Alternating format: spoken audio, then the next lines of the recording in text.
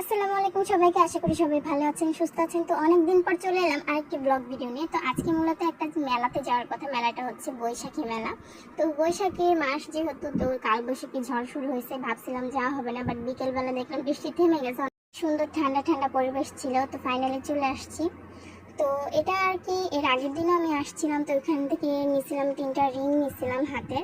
তো নেওয়ার পরে হয়েছে কি, তখন হাত একটু ভেজা ভেজা ছিল, যেহেতু ভিড় ছিল, হাতে অনায়াসে ঢুকে গেছে। বাট যখন বাসায় এসে আমি ট্রাই করি, 2টা রিং আমার হাতে হচ্ছিল না। দেন আরেকবার যাইতে হয়েছে এখানে।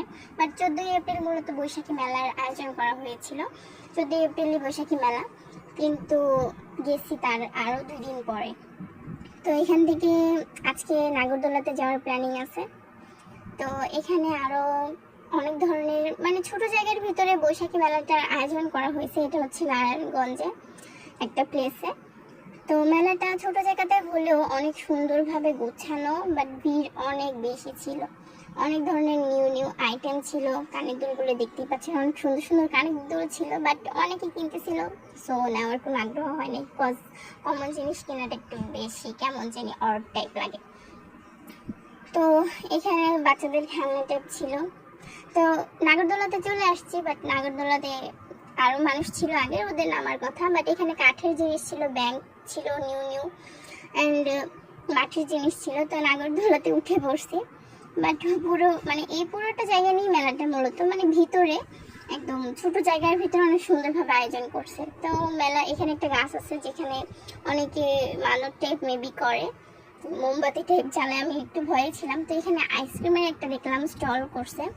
আইসক্রিমের স্টলটা সুন্দরই ছিল। আমি কখনো এত ছোট একটা প্লেসে যে বৈশাখী মেলার আয়োজন হয় এটা কখনো দেখি নাই, এবার ফার্স্ট টাইম দেখছি। তো এটা নাকি কয়েক বছর আগে স্টপ হয়ে গেছিল, দেন এই বছর আবার স্টার্ট করা হয়েছে। আমি যে বৈশাখী মেলাতে আসছি, এটা মূলত বৈশাখীকে উদ্দেশ্য করে আসেনি, কজ এটা উদ্দেশ্য করে আসাটা ঠিক না। আর হচ্ছে আমি মূলত আসছি হচ্ছে জুয়েলারি কি কি আসছে এটা দেখার জন্য। তো মিষ্টির আইটেমের ভিতরে অনেকগুলো মানে গুড়ের জিলাপি, চিনির জিলাপি, দেন মিষ্টি, খুরমা, এগুলো টাইপ খাবার ছিল। তো বাতাসা টাইপও ছিল। তো এখানে একটা আঙ্কেল ছিল যে জিলাপি মেক করতেছিল। তো উনি বলতেছিল এটা আপলোড দেওয়ার জন্য। তো আমি বলছিলাম যে একটু হাই দিয়ে দেন, যদিও পরে দিছে, বাট ওইটা ক্যাপচার করা পসিবল হয়নি। উনি হাসতেছে, দেখতেই পাচ্ছেন। তো এখানে আরও খাবার আইটেম ছিল। যেহেতু প্রচুর পরিমাণে গরম ছিল, আমরা ঠান্ডা টাইপ কিছু খাবার খেয়েছি। দেন এখানে আচার আইটেম সহ আরও বিভিন্ন ধরনের খাবার আইটেম ছিল। তো এখন ব্যাক করতেছি বাসার দিকে। ভিডিওটা অনেক বেশি বড় হয়ে যাচ্ছিল, তাই একটু ছোট করে নিয়েছি। তো আপনাদের কাছে ভিডিওটা যদি ভালো লেগে থাকে, লাইক কমেন্ট শেয়ার তো অবশ্যই করবেন এবং সাবস্ক্রাইব করে পাশে থাকবেন। আসলে মেলাটা যে খুব ছোট হয়েছে এমন না, এখানে দোকানগুলোর পরিমাণ হিউজ পরিমাণে ছিল। এক একটার পর এক একটা স্টেপ বাই স্টেপ যেভাবে সাজানো হয়েছে অনেক সুন্দর ছিল। অনেক দেরি করে যাওয়ার কারণে সন্ধ্যা হয়ে গেছিল, যার জন্য ভিডিওগুলো ক্লিয়ার হয়নি। আপনারা যারা এতক্ষণ অনেক কষ্ট করে দেখেছেন তাদেরকে অসংখ্য ধন্যবাদ। আল্লাহ হাফেজ।